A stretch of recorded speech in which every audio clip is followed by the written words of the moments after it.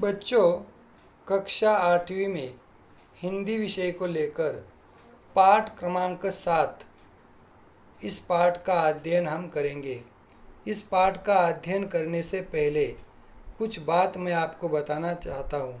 जैसे जंगल में कुछ वन्य प्राणी ऐसे भी होते हैं जो मुक्त संचार करते हैं, तरह तरह के हरकतें करते हैं और स्वतंत्र रहने के माध्यम से वो उनका जीवन जीने का तरीका कुछ अलग ही होता है। लेकिन उसी वन्य प्राणियों को जब सर्कस के हम देखते हैं तो उसके जीवन जीने के ऊपर हम क्या करते हैं, पाबंदी लगाते हैं, उसे बंदी बनाते हैं। उसे बंदी बनाने के बाद उसके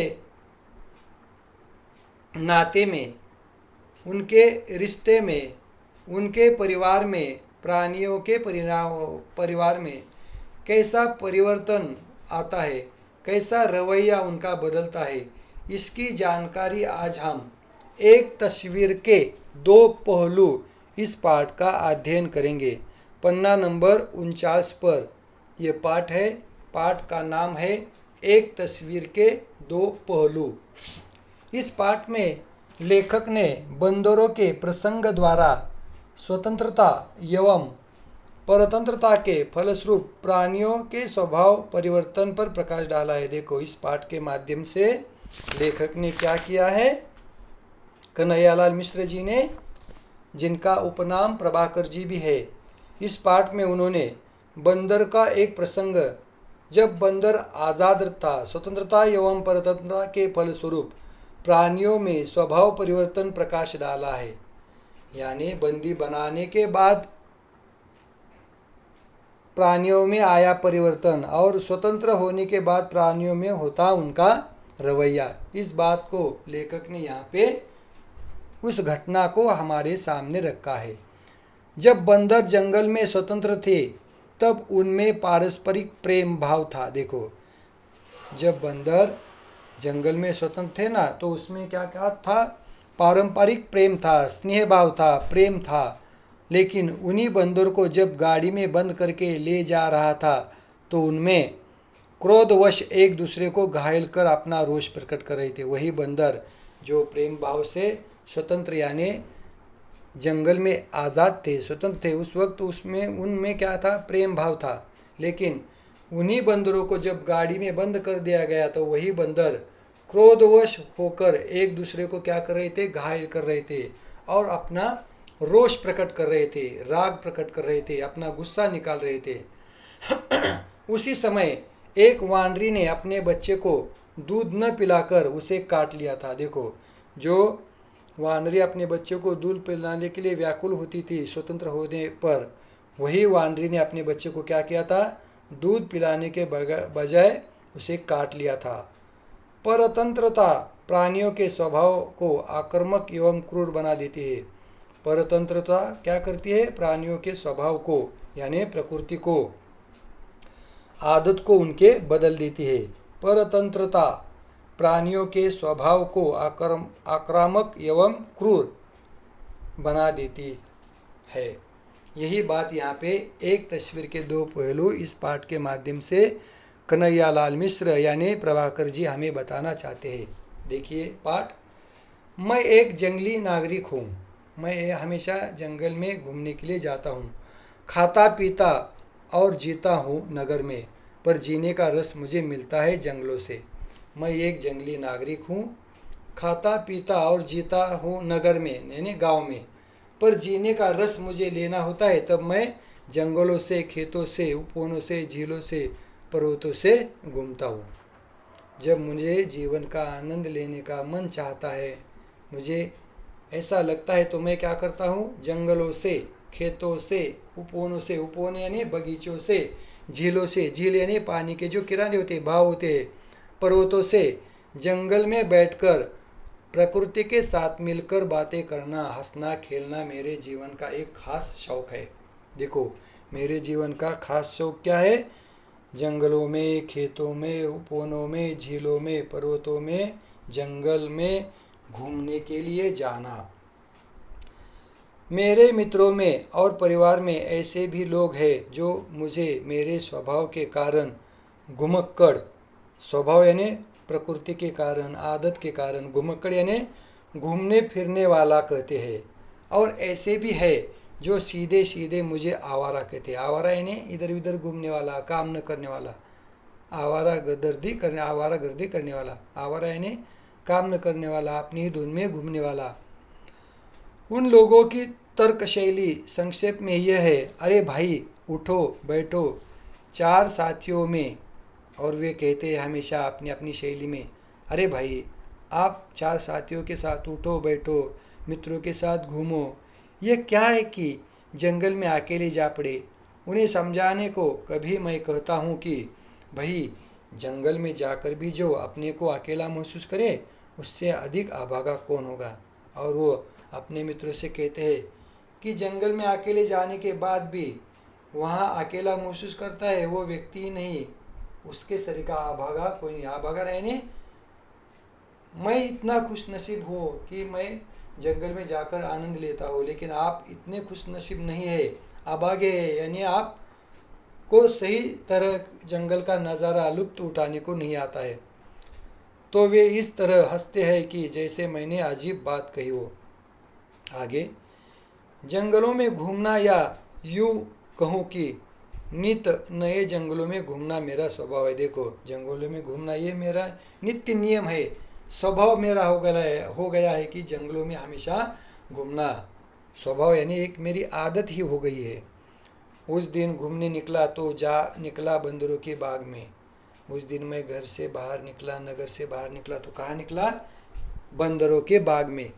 यहाँ सैकड़ों बंदर रहते हैं, वे क्या खा कर जी या पनप रहे हैं मैं नहीं जानता। वे यहाँ रहकर क्या खाते हैं, कैसे पनपते हैं ये मैं नहीं जानता। पर हाँ, मंगलवार के दिन नगर के दो चार पुराने विचारों के सज्जन यहाँ आते हैं। लेकिन हमारे नगर के दो चार पुराने विचारों के सज्जन व्यक्ति यानी अच्छे व्यक्ति, भले व्यक्ति यहाँ आते हैं। इन्हें हनुमान का रूप समझ चने और गुड़ अवश्य खिला जाते हैं। वे व्यक्ति क्या करते हैं? सज्जन व्यक्ति बंदरों को हनुमान का रूप समझकर उन्हें क्या करते? गुड़ और चने खिलाते। पता नहीं उन्हें उससे लोक परलोक में क्या फल मिलता होगा, यानी ऐसा करने से उन्हें लोक परलोक में यानी क्या आनंद मिलता होगा, ये मुझे पता नहीं है। पर यह अवश्य है कि यहाँ आकर वानर दल का वानर दल न तो मनुष्य से द्वेष रखता है और न ही भय खाता है। द्वेष यानी मन में कुछ जलन न रखना, द्वेष यानी जलन न रखना। पर यह अवश्य है कि यहाँ का वानर दल न तो मनुष्य से द्वेष रखता है और न ही भय यानी डरता है। पालतू पशु की तरह प्रेम के मधुर पाश में बंधकर हिलसा गया। उस दिन मैं पालतू पशु की तरह प्रेम के मधुर पाश में यानी वश में बंधकर हिलसा गया। मैं एक वृक्ष की छाया में बैठ गया। मैं क्या किया? उस दिन मैंने एक दिन वृक्ष की छाया में बैठ गया। संस्कृत का मालती माधव पढ़ने लगा था, यानी संस्कृत विषय को लेकर संस्कृत में मालती माधव नाम की किताब में पढ़ने लगा। अद्भुत रचना है। पढ़ते पढ़ते अकस्मात मेरा ध्यान वानरों की ओर चला गया। उस किताब को आश्चर्यजनक पढ़ते पढ़ते समय मेरा ध्यान वानरों की ओर चला गया, वानरों की ओर। वे अपने ही राग में मस्त थे, वे अपनी ही धुन में खेल रहे थे। राग में यानी अपनी ही मस्ती में, धुन में खेल रहे थे। एक वृक्ष के नीचे कुछ वानर शिशु आपस में खेल रहे थे। एक वृक्ष के नीचे कुछ वानर के शिशु यानी शैशव यानी बचपन, छोटे वानर के बच्चे, वानर शिशु छोटे वानर आपस में खेल रहे थे। एक बच्चा दूसरे की पीठ पर चढ़ने लगा तो तीसरे ने उसकी पूंछ पकड़कर खींच ली। देखो छोटे बच्चे जैसे छोटे छोटे बच्चे अपने अपनी खेल खेल में हरकतें करते हैं ना, बिल्कुल उसी प्रकार छोटे वानर के शिशु यानी छोटे बच्चे एक दूसरे को पीठ पर चढ़ते थे, एक दूसरे की पूंछ पकड़कर खींचते थे। जिसकी पूंछ खींची गई थी उसने उलटकर खींचने वाले का कान काट लिया। जिसकी पूंछ खींची गई थी और जिसने खींची थी उसने उलटकर खींचने वाले का कान काट लिया। आगे, एक बच्चा पास के छोटे वृक्ष से नीचे उतरा और उसने इन खेलते बच्चों में से एक का मुंह चूम लिया। देखो, इसी में से इन छोटे वानरों के बीच में से एक बच्चा आया और उसने क्या किया। देखो, एक बच्चा पास के छोटे से वृक्ष से नीचे उतरा, पास जहाँ वह वृक्ष के नीचे खेल रहे थे ना, और उस वृक्ष पर एक छोटा सा बच्चा भी खेल रहा था। वो नीचे उतरा और उसने इन खेलते बच्चों में से एक का मुंह चूम लिया, यानी प्यार से उसका मुंह चूम लिया। उस छोटे शिशु ने भी उसका मुंह चूमना चाहा, पर अपनी लघुता के कारण वह असफल रहा। वो छोटा सा बच्चा, उसने भी क्या किया, उसका मुंह चूमने का प्रयत्न किया, लेकिन छोटे होने के कारण, लघुता यानी छोटा होने के कारण उसमें वो असफल रहा, यानी उसे यश न मिला। 2-3 बच्चों ने यह बात भांप ली और उस बड़े बच्चे को बलपूर्वक पकड़कर धरती पर लिटा दिया। देखो, जब वो छोटा सा वानर का बच्चा मुंह चूमने का प्रयास कर रहा था, उसे सफलता नहीं मिली, तो 2-3 बच्चे ने, ये छोटे बच्चे ने, वानर के बच्चे ने ये देखा और उस बड़े वानर को उन्होंने क्या किया, बलपूर्वक पकड़कर जमीन पर, धरती पर लिटा दिया। छोटे शिशु ने यह देखा तो उसने लौटकर तड़ातड़ उसे 4 बार चूमा और पेट पर एक मीठी कटौती भी काटी। मीठी कटौती ने जोर से चूमना। छोटे बच्चे ने क्या किया, फिर वानर के छोटे बच्चे ने, छोटे शिशु ने यह देखा तो उसने लौटकर तड़ातड़ 4-5 बार उसने उसके मुंह को चूमा, पेट को चूमा और एक मीठी कटौती भी काटी। अब वह फुदक कर नीचे से उठा और उनमें से एक को गुदगुदाकर फिर पेड़ पर चढ़ गया। उसमें से एक को उठाया उसने और क्या किया, गुदगुदाकर यानी खुजा कर फिर पेड़ पर चढ़ गया। प्यार में हार जीत है, जीत भी हार है। और ये देखकर लेखक को लग रहा था कि प्यार में हार भी जीत है और जीत भी हार है। चारों ओर शेषों का साम्राज्य छा गया, चारों ओर सरसता बरस गई। चारों ओर शेषों का साम्राज्य, चारों ओर यानी सब तरफ, जिस तरफ देखो उस तरफ शेषव यानी छोटे बचपन को उन्होंने याद किया। लेखक ने क्या किया, उन बंदरों की हरकतें देखकर एक दूसरे का मुंह चूमना, फुदक कर गुदगुदाना, तड़ातड़ एक दूसरे को चूमना, फिर कटौती काटना और फिर हार कर जीत जैसा आविर्भाव करते हुए आगे बढ़ना, यह सब देखने के बाद चारों ओर शेषों का साम्राज्य सा छा गया और चारों ओर सरसता बरस गई। आगे, एक दूसरे वृक्ष के नीचे एक वानर माता अपने 2 शिष्यों को सुलाने का प्रयत्न कर रही थी। इसी बीच लेखक की, प्रभाकर मिश्र जी की, दूसरी वानर की ओर नजर गई। एक दूसरे वृक्ष के नीचे एक वानर माता अपने 2 शिष्यों को सुलाने का प्रयत्न कर रही थी, यानी प्रयास कर रही थी। वे अपनी बाल सुलभ चंचलता के कारण इधर उधर उछल कूद मचाने की चेष्टा में थे। और जो बच्चे उन्हें वो सुलाना चाहती थी ना, वो बेचारे बाल सुलभ चंचलता के कारण इधर खड़े रहना, उधर कूदना, एक दूसरे की मस्ती करना, चेष्टा में उछल कूद मचाने की चेष्टा में थे। माँ जब तक एक को सुलाने का प्रयत्न करती तब तक दूसरा उठकर दौड़ता, और जब वह दूसरे की ओर दौड़ती तो पहला अपनी बाल क्रीड़ा आरंभ कर देता। यानी एक को रोका तो दूसरा उछल कूद करता, दूसरे की तरफ बढ़ा तो पहला उछल कूद करता था और अपनी बाल क्रीड़ा आरंभ कर देता था।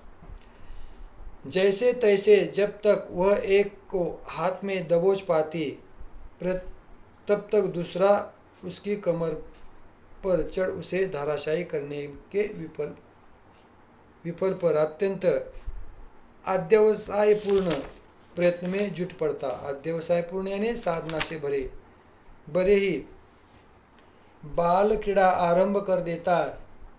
जैसे तैसे जब तक वह एक को हाथ में दबोच पाती तब तक दूसरा उसकी कमर पर चढ़ उसे धराशायी करने के विफल पर अत्यंत अध्यवसायपूर्ण प्रयत्न में जुट पड़ता। अध्यवसायपूर्ण प्रयत्न करना यानी साधना से भरे प्रयत्न करना। माँ अत्यंत व्यस्त थी उन दोनों को संभालने में।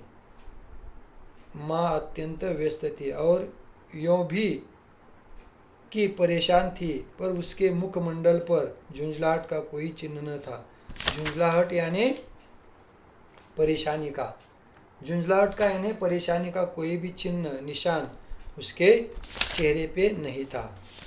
देखो, इस पाठ के माध्यम से हमने एक देखा कि एक तस्वीर के दो पहलू। जब बंदर स्वतंत्र रहते हैं तब उनका रवैया, उनका वर्तन कैसा होता है, और जब उन्हें गाड़ी में डालकर ले जाया जाता है तब वही बंदर एक दूसरे से कैसे मारपीट करते हैं, एक दूसरे को काटते हैं। ये दोनों बातें लेखक के सामने आ गई थी। तो आगे हम क्या करेंगे, पन्ना नंबर 51 और 52 पर जो पाठ है इसकी जानकारी हम आगे की तासिका के समय लेंगे। तो आप लोग पन्ना नंबर 49 और 50 पर का जो पाठ है इस पाठ का वाचन कीजिए, सस्वर वाचन कीजिए, और मैं आपको एक सवाल पूछता हूँ। सवाल का मुझे जवाब सुंदर हस्ताक्षर में लिखकर व्हाट्सएप के जरिए भेज दीजिए। एक तस्वीर के दो पहलू, इसमें स्वतंत्रता में रहे बंदरों का वर्णन कीजिए। एक तस्वीर के दो पहलू, इस पाठ के माध्यम से स्वतंत्र बंदर के वर्तन का 10 वाक्यों में वर्णन कीजिए। इस तरह से आज हम पन्ना नंबर 49 और 50 पर का जो अध्ययन किया है उसका आप लोग सस्वर वाचन कीजिए, और मैंने जो आपको सवाल पूछा है उसका जवाब सुंदर हस्ताक्षर में लिखकर मुझे भेज दीजिए। यहाँ पर रुकते हैं हम। धन्यवाद।